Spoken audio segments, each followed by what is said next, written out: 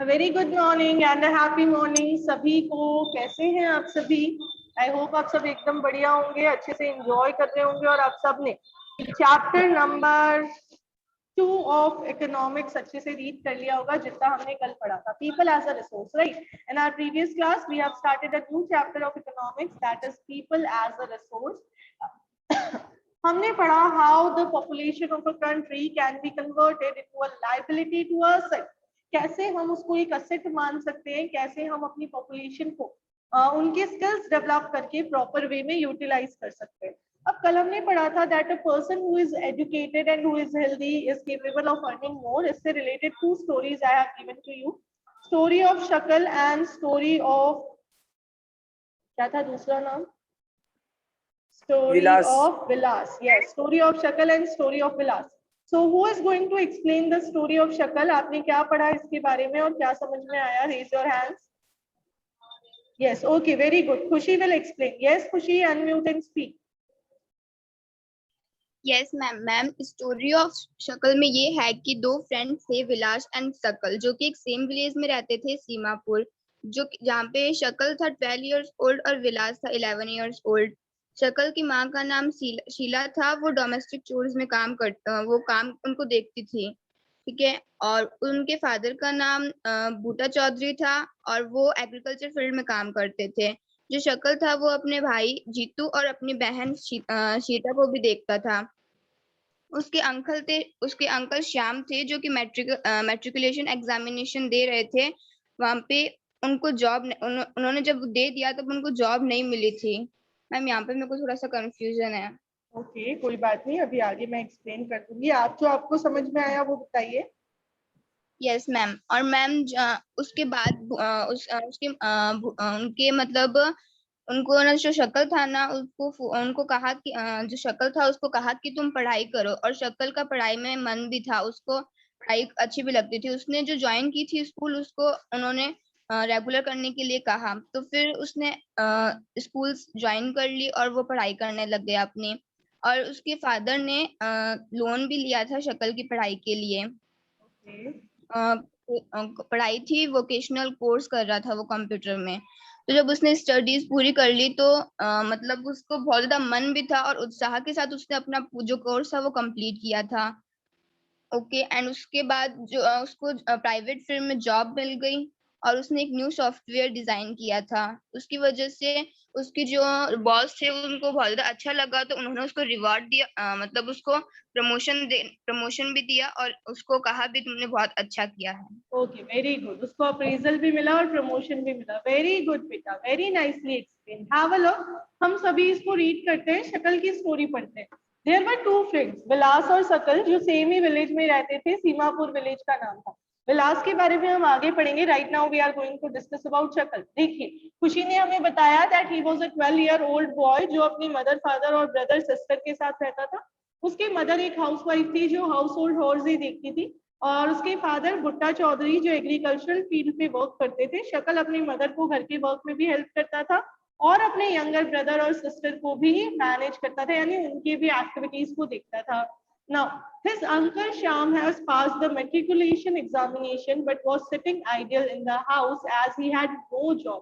ये कह रहे हैं शकल के अंकल थे जिन्होंने यूनिवर्सिटी एग्जाम क्लैरिफाई किया था, बट स्टिल उनको जॉब नहीं मिली थी। वो आइडियल ही बैठे थे, उनके पास कोई भी वर्किंग अपॉर्चुनिटी अवेलेबल नहीं थी। Buta and Sheela were eager to teach Shakal, यानी शकल के पेरेंट्स उसको पढ़ाना चाहते थे। They forced him to join the village school which he soon join. उन्होंने उसको फोर्स किया, उन्होंने उसको कहा कि भाई आप स्कूल ज्वाइन कर लेनी चाहिए आपको। किसको कहा? शकल को कहा। तो उसने ज्वाइन भी कर ली। He started studying and completed his higher secondary examination. पढ़ाई की, अपना एग्जामिनेशन दिया। His father persuaded him to continue his studies. He raised the loan for Shakal to study a vocational course in computers. उन्होंने उसको encourage किया कि आगे पढ़ाई कीजिए, और उसके लिए he has also raised the loan, क्योंकि पुअर फैमिली थी, बहुत ज्यादा पैसे नहीं थे। शकल ने कंप्यूटर्स में वोकेशनल कोर्स किया। He was meritorious and interested in studies from the beginning. Intelligent था, पढ़ाई में इंटेलिजेंट, पढ़ाई में भी बढ़िया था। Now, after some time, he wait for a second. with greater vigor and enthusiasm he has completed his course. बहुत ज्यादा excitement के साथ, बहुत ज्यादा अपने एंथुसियाज्म के साथ उसने क्या किया, उस कोर्स को कंप्लीट किया. आफ्टर सम टाइम उसको जॉब मिल गई. ठीक है, उसको एक प्राइवेट फर्म में, फर्म यानी ऑर्गेनाइजेशन, उसको जॉब मिल गई. और he even designed a new kind of software. उसने एक नया सॉफ्टवेयर डिजाइन कर दिया. ये सॉफ्टवेयर कंपनी की सेल्स इंक्रीज करने में हेल्पफुल रहा, जिसके लिए बॉस ने उसकी तारीफ की और उसको प्रमोशन भी दिया. चलिए, who will tell me the story of विलास? विलास की स्टोरी कौन बता रहा है? Raise your hand, speak quick everyone. चलिए लकी ड्रॉ निकालते हैं. I can see many of the students have raised the hands. Khushi, जिन बच्चों ने हैंड रेज किया है उनमें से you have to pick up a lucky draw. ऐसा नहीं हो आप अपने दोस्त को ही पिक कर ले. चलिए भाई जल्दी से एक बच्चे का लकी ड्रॉ निकाल दीजिए. मैं हाँ आप नहीं, आपके अलावा जिन्होंने हैंड रेज किए उनका लकी ड्रॉ निकालना है. हाँ मतलब वही पूछ रही थी. हाँ मैम योजना. योजना, ओके योजना. चलिए बेटा अनम्यूट एंड स्पीक.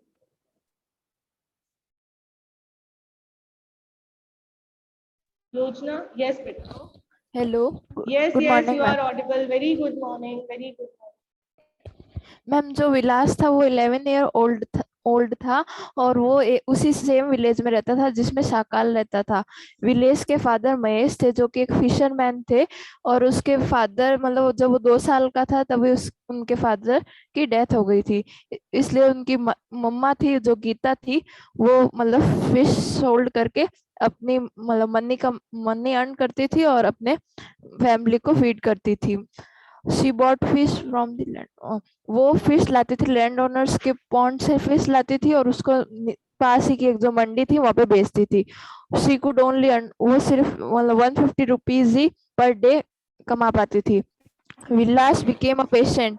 मतलब उसका बेटा था वो अर्थराइटिस का पेशेंट बन गया था, इसलिए वो उसको डॉक्टर के पास भी नहीं ले जा पाती थी और ना ही वो उसको स्कूल भेज सकती थी. He was not interested in, उसको इंटरेस्ट भी नहीं था पढ़ाई में जैसा कि सकाल को था.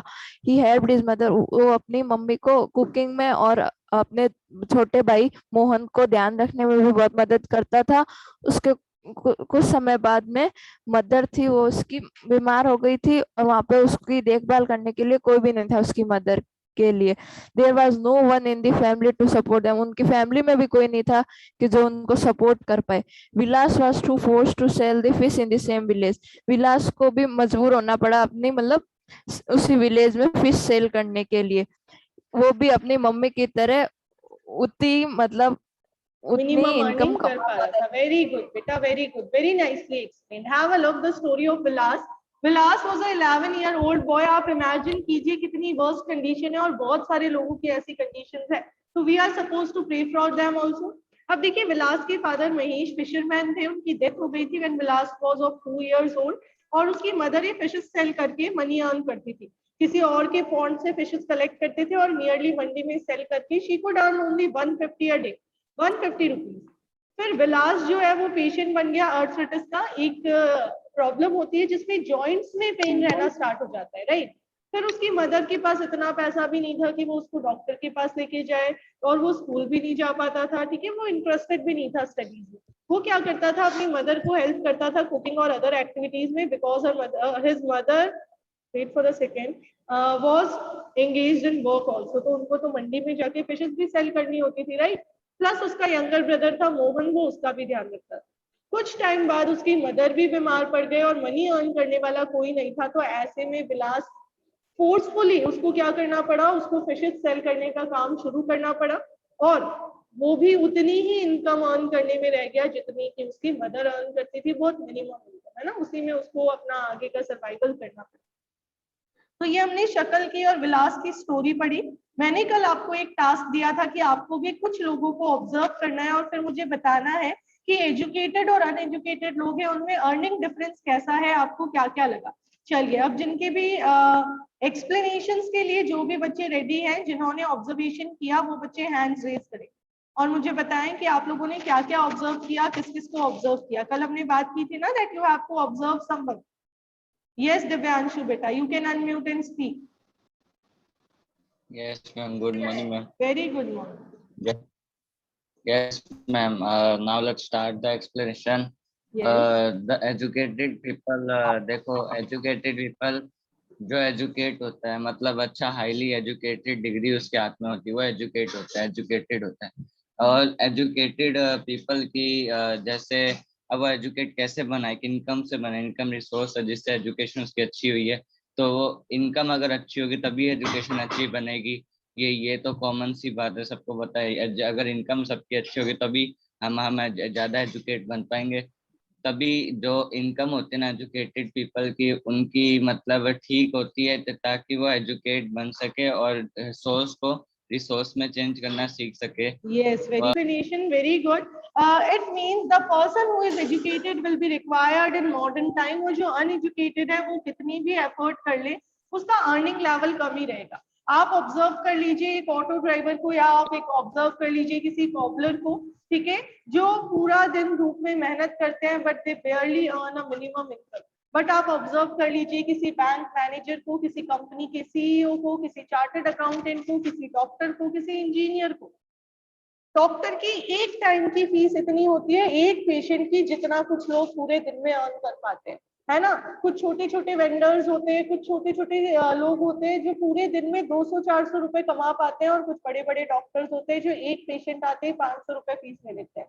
तो ये डिफरेंस है एजुकेशन और अनएजुकेशन, ठीक है। तो जो एजुकेटेड होगा उसकी अर्निंग कैपेसिटी भी बढ़ेगी। यहाँ पे आपको एग्जाम्पल दिया हुआ है इन द इसका एक्सप्लेनेशन दिया हुआ है, जल्दी जल्दी रीडिंग करते हैं। Have a look what is written. In the two case studies, we saw Shakal went to school and Vilas did not. Shakal was physically strong and healthy. वो strong और healthy था, यहाँ पे ऊपर word use किया गया है उसके लिए। There was no need for him to visit the doctor frequently. जल्दी जल्दी उसको डॉक्टर के पास जाने की जरूरत नहीं थी। Vilas was a patient of arthritis. He lacked the means to visit the doctor. वो patient भी था, बीमार भी था, पर डॉक्टर की जाने के पास उसके पास पैसा भी नहीं था। Shakal acquired a degree in computer programming. He found a job in private firm while Vilas continued with the same work as his mother. He earned a merged income like his mother to support a family. जो पढ़ लिख गया और आगे निकल गया उसकी salary बढ़ गई, जो नहीं पढ़ा उसकी इनकम लेवल वहां की वहां रहे। In case of Shakal, several years of education added to the quality of labor. This enhanced his total productivity. Total productivity adds to the growth of economy. शक्ल के केस में उसकी प्रोडक्टिविटी इंक्रीज हुई, क्यों? क्योंकि वो एजुकेटेड था, right. तो उस इकोनॉमी की भी ग्रोथ हुई। This in turn pays individual through high salary or in some other form of his choice. ठीक है, उसकी सैलरी भी बढ़ी और पेमेंट भी बढ़ा, उसको किसी न किसी तरीके से फायदा हुआ। In case of Vilas, there could not be any education or healthcare in the early part of his life. He spends his entire life selling fish like his mother. Henceforth, he draws the same salary of unskilled laborer as his mother. अगर हमें economy से poverty और ऐसी problems को finish करना है तो it is necessary कि हम लोगों को एजुकेशन प्रोवाइड करें, because education is the only means to pull out the poor persons from the poverty cycle. Now have a look. Investment on human resource can give high rates of return in future. This investment on people is same as investment in land and capital. This sentence is a repeated sentence. कल हमने इसको discuss कर लिया था। A child too with investment made on her education and health can yield high returns in future in the form of higher earning and greater contributions to the society. Very simple. आप एक child है और साथ में student भी है, आप पे इन्वेस्टमेंट हो रहा है हेल्थ और एजुकेशन के फॉर्म में, तो this investment will give high returns to you as well as to the society. Educated parents are found to invest more heavily on education of their child. ये important है। ये जो बात हमें बताई थी अभी इनिशियली आपके एक फ्रेंड ने, उसी से रिलेटेड है कि एजुकेटेड फैमिली होगी तो वो ज्यादा इन्वेस्टमेंट कर पाएगी अपने चाइल्ड पे। This is because they have realized the importance of education for themselves. उनको पता है that today they are educated, that's why they are able to earn more. तो वो चाहते हैं उनके बच्चे भी पढ़े, ठीक है। आगे, they are also conscious of proper nutrition and hygiene. They accordingly looked after their children's need for education at school and good health. Educated individual health और hygiene को लेके भी aware और alert होता है, तो वो अपने children की वो needs पे भी focus करते हैं, good health उनको provide करना चाहते हैं। A virtuous cycle is thus created in this case. In contrast, a vicious cycle may be created by disadvantaged parents who themselves are uneducated and lacking in hygiene keep their children in similarly disadvantaged state. ये कह रहे हैं एक बढ़िया positive virtuous cycle develop हो जाएगी जो educated parents होंगे उनके केस में, they will promote the health and education of their children also, और पुअर के केस में एक पुअर विशियस साइकिल बनती जाएगी, पेरेंट्स एजुकेटेड नहीं तो वो बच्चों को भी नहीं पढ़ा पाएंगे, बच्चों को नहीं पढ़ा पाएंगे तो अल्टीमेटली धीरे धीरे वो फ्यूचर में पॉवर्टी की तरफ ही मूव करते जाएंगे। अब इसका सॉल्यूशन है गवर्नमेंट की फ्री एजुकेशन। आपने देखा है ना आजकल तो अगर किसी ऑटो ड्राइवर की या किसी पुअर पर्सन के बच्चे पढ़ लिख जाते हैं तो उन चीजों की पब्लिसिटी होती है बहुत ज्यादा। क्यों? क्योंकि वो दूसरों के लिए एक एग्जाम्पल है that even when the parent was not capable of investing in the child, उन्होंने बच्चों को गवर्नमेंट स्कूल्स में पढ़ा के कैसे भी करके स्टैंड करवाया, और अगर स्टैंड करवा दिया तो फ्यूचर स्टेट इंप्रूव हो जाएगा। अब आगे देखिए, countries like Japan have invested in human resource. They did not have any natural resource. These countries are developed and rich. They import the natural resource needed in their country. How did they become rich? क्या कह रहे हैं ये कह रहे हैं Japan जैसी countries में तो नेचुरल रिसोर्सेस है ही नहीं, वो तो अपने ह्यूमन रिसोर्सेस को ही डेवलप करके रिच बनते जा रहे हैं, हमसे भी ज्यादा रिच है। कैसे वो रिच बने? वो नेचुरल रिसोर्स इंपोर्ट कर लेते हैं और अपने ह्यूमन बींग्स को डेवलप कर देते हैं। तो देखिए क्या लिखा हुआ है, जापान की टेक्नोलॉजी सबसे एडवांस्ड है ना, तो टेक्नोलॉजिकल एडवांसमेंट करता कौन है? ह्यूमन बींग करता है। So they have invested in people, especially in the field of education and health. These people have made efficient use of other resources like land and capital.